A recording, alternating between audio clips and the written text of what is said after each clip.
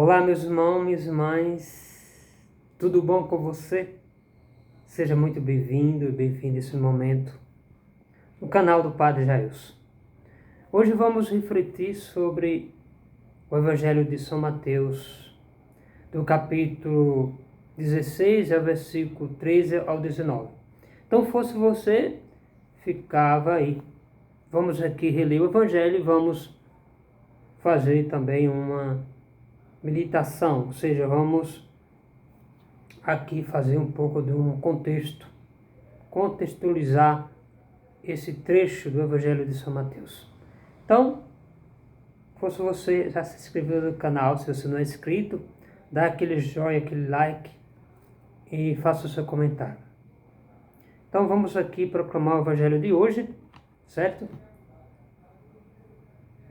O Senhor esteja convosco, Ele está no meio de nós. Proclamação do Evangelho do nosso Senhor Jesus Cristo, segundo São Mateus. Chegando ao território de Cesareia de Filipe, Jesus perguntou aos seus discípulos: no dizer do povo, quem é o Filho do Homem? Responderam: uns dizem que é João Batista, outros Elias, outros Jeremias, ou um dos profetas. Disse-lhe Jesus. Jesus então falou para os demais: e vós, quem disseis que eu sou? Simão Pedro respondeu: tu és o Cristo, Filho de Deus vivo? Jesus então lhe disse: feliz és, Simeão, filho de Jonas, porque não foi a carne nem o sangue que te revelou isto, mas meu Pai que está nos céus. E eu te declaro, tu és Pedro, e sobre esta pedra edificarei a minha igreja, e as portas do inferno não prevalecerão contra elas. Tudo que ligares na terra será ligado no céu, e tudo que ligares na terra será ligado no céu. Eu te darei a chave do reino dos céus.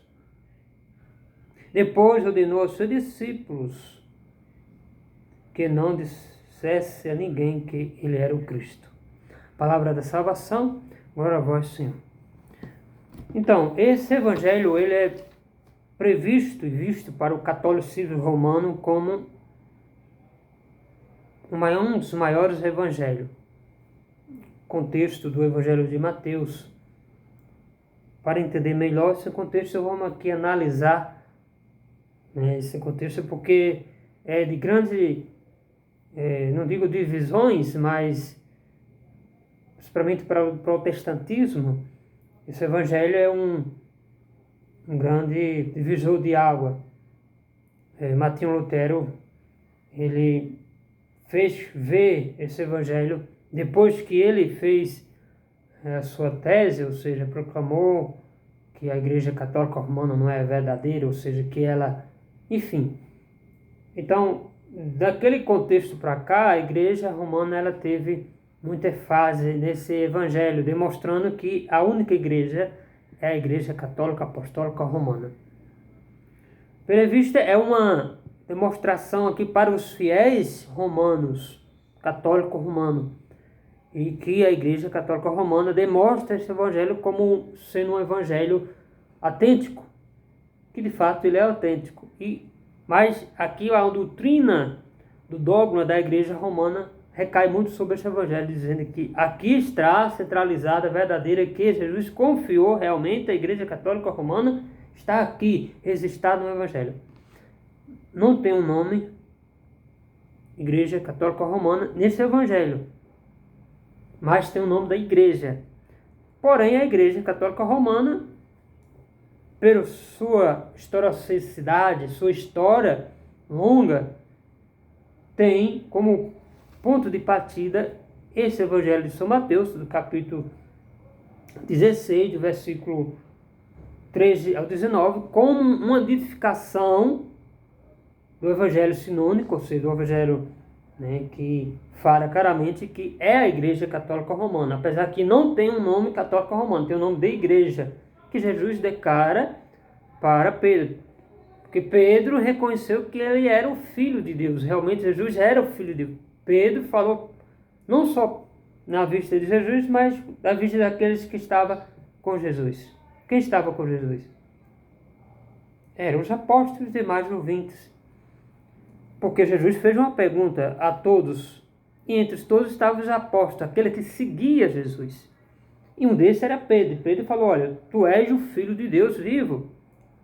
E Jesus aqui automaticamente falou: bem-aventurado é Pedro. Doravante não foi da carne humana que foi revelada a Pedro, foi através de Deus que revelou isso a Pedro. E Jesus imediatamente proclamou Pedro, dizendo: tu és Pedro. A palavra Pedro, pedra, no grego, petrax, que resume aqui uma pedra dura, enfim. E tu edificareis, tu é uma igreja, de hoje diante te darei a chave do reino do céu. E tudo que ligaram nos céus, que ligaram na terra, tu tens essa autoridade. Bom, para o contexto da Igreja Católica Romana é isso. Somente a Igreja Católica Romana que tem essa peruança de dizer que ela é a única igreja verdadeira que está aqui.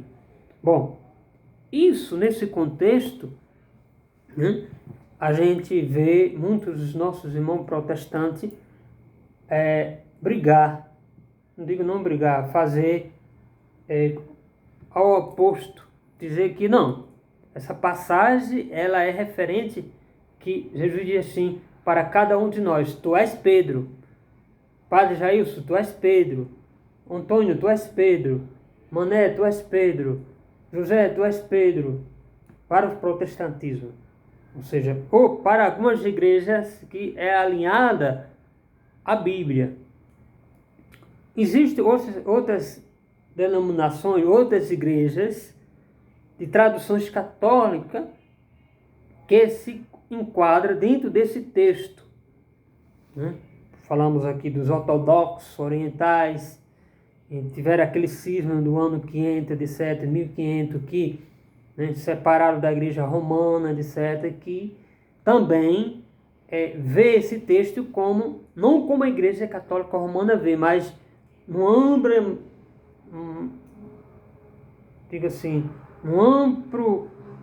abrimento mais teológico, dizendo não, a igreja em si, ela não está centralizada lá em Roma. A igreja ela está centralizada no Cristo falou que o Pedro aqui significa cada um de nós, para os ortodoxos. Nessa linha entra também aquelas igrejas de tradução católica, como os velhos católicos, como eu não digo os anglicanos, mas no contexto da Inglaterra, também, eles têm essa grande historicidade do catolicismo, que a Inglaterra, no século II ou III, teve uma influência muito grande do catolicismo romano, mas já que depois do anglicanismo se deparar com o protestantismo, da reforma, então eles veem esse texto também que ele faz parte. Enfim, mas por que eu estou falando isso? Porque na verdade, para o catolicismo romano, há só uma fonte verdadeira de fé, que é a Igreja Católica Romana. Ou seja, o que a Igreja Católica Romana diz? A Igreja Católica Romana diz que Pedro é um dos primeiros. E Pedro, sendo um dos primeiros, Pedro aqui estabelece o quê? A expressão significa que Pedro, Pedro, ele está estabelecido em São Pedro. Ou seja, ele é a pedra angular sobre cuja autoridade está onde? Está centralizada e fundada na Igreja Católica, ou seja, na Igreja de Cristo, na Igreja de Jesus Cristo. Ou seja, aqui Pedro se torna o primeiro Papa. Aí você vai fazer aqui uma longa história do passado, desde a Idade Média para lá um pouco, da primeiro mandato do primeiro Papa. Então, essa é uma da formalidade da Igreja Católica Romana, dizendo que um dos primeiros papas é um discípulo, ou seja, o vigário de Cristo. Ele é o vigário de Cristo, e aqui se destaca que ele fala por Cristo e com Cristo. Então, depois da morte de Jesus Cristo, que foi o que aconteceu? Aconteceu justamente, né, com sua morte foram, né, decidido em oração entre os demais apóstolos, né, através dos séculos, ali foi decidido outros papas, né, que assumem o mesmo ministério que é o vigário de Cristo. Então, cuja autoridade está firmada no Papa. Isso é a revelação da Igreja Católica Romana, se o magistério diz isso, né? Então está fechado aqui com o Papa, que ele é a autoridade fixada da Igreja Católica desde o tempo da história, né? O tempo da história da vida histórica de Jesus, né? A gente vê isso no capítulo 16. A Igreja Católica Romana pega esse contexto e demonstra que é ela. Então, nesse ponto, né, eu diria que Deus aqui conferiu realmente uma igreja na terra, para que eu e você se aglomerasse. Naquele tempo não era chamada de igreja, chamada de sinagoga, que a gente, todos os finais de semana, a gente, momentos, ia para a igreja e vai para a igreja fazer o quê? Orar, fazer suas petições, etc. E está nesse contexto. Já nesse contexto, né, da igreja de Cristo, que é estabelecida, né, sobre a profissão de Pedro, tu és Pedro, e sobre essa pedra, que é a igreja, edificarei minha igreja, né, aqui Jesus faz um elogio a Pedro. Experimento isso, esse elogio a Pedro, né, como está aqui no propósito do Evangelho de Mateus. Aqui Jesus o proclama como a base realmente da igreja e dos seus sucessores. Então, esse contexto da igreja de Pedro, né, Deus, Jesus Cristo proclamando Pedro como a igreja aqui, né, que as portas do inferno não prevalecerão contra ela, ou seja, a gente faz a analogia que a igreja até hoje ela está em pé. A Igreja Católica Apostólica Romana e outras igrejas também que têm essa linhagem do catolicismo estão em pé. O protestantismo é algo novo que surgiu aí depois de Martinho Lutero, né? Não diria que a igreja estaria sim no protestantismo, mas não como uma igreja fundada ou até mesmo proclamada como está no Evangelho.